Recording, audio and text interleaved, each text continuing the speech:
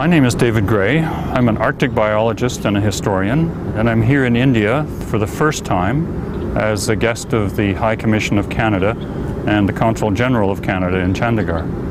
And it's my great pleasure to be here to talk to people in schools and at the Commission and at the Consul General about my research into early Sikh immigration to Canada. Although I am an Arctic biologist, I've become very interested in another subject, which is how people from India came to Canada in the early 1900s, 1906, 1907, 1908, and what kind of an impact they had both on the communities they started and also on a general impact on the people of Canada. So I have been researching early Sikh immigration. I've now made my 5th film on this subject, starting off with the discovery of a community of these immigrant workers near Victoria, British Columbia, and from that initial investigation trying to find out more about the impact of immigration. I've done some work on the story of the Komagata Maru.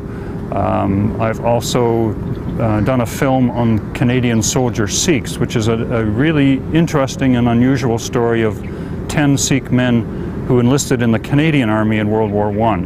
This was a story that was not even known in Canada, in the Sikh community, or by historians. So it's a great pleasure to be able to share some of the experiences I've had, and thanks to the High Commission and the Consul General, I've been able to travel into the Punjab and visit some of the villages that these men who immigrated to India so early on in history and see what their life may have been like back in the old days before they left India. It's kind of interesting how the change in my life and my career came about from being an Arctic biologist to becoming a filmmaker specializing in Sikh immigration stories in early immigration to Canada. And the link, there's a couple of links. One of them is through photography. My specialty was animal behavior, and of course I used cameras and movie cameras and video cameras to record animal behavior so that I could research it, research the behavior patterns, how it fitted into the ecology of the animals, and all that sort of thing. So filming is a natural thing for me to do. And when I was a child growing up in Victoria, I discovered the remnants of a community of immigrant workers, 150 men from China, 40 men from India, who had come to work at a cement factory. And discovering the remains of their community and then being curious about who they were and why they were there and what happened to them led to this whole interest in the immigration stories. And from looking at artifacts in the ground to going to the archives to interviewing elders in the community and trying to find out who these men were. So it's been a long-term process, sort of almost a hobby at some times, and then more real research, but trying to find information about 40 men for which there were no official records. That was the challenge.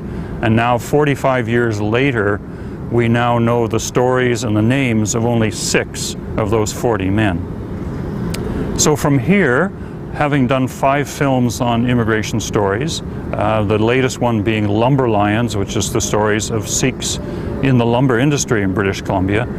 Now I'm planning the next film, which will focus on one of these men who founded a sawmill and a town in British Columbia.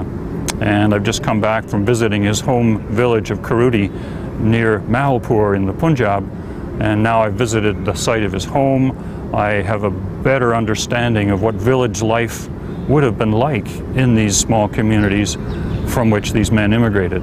So it's been a great thing for me to visit the Punjab, to visit the village, and just to see what rural life in India is like today. And it's easy to figure out or to imagine what it would have been like when these men left in 1906.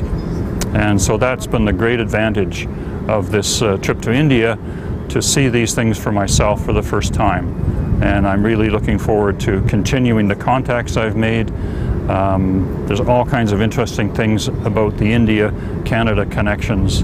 And this story of this Canadian soldier Sikhs is one that I thought maybe had ended, but now I realize from contacts here this is a story that will continue to be told.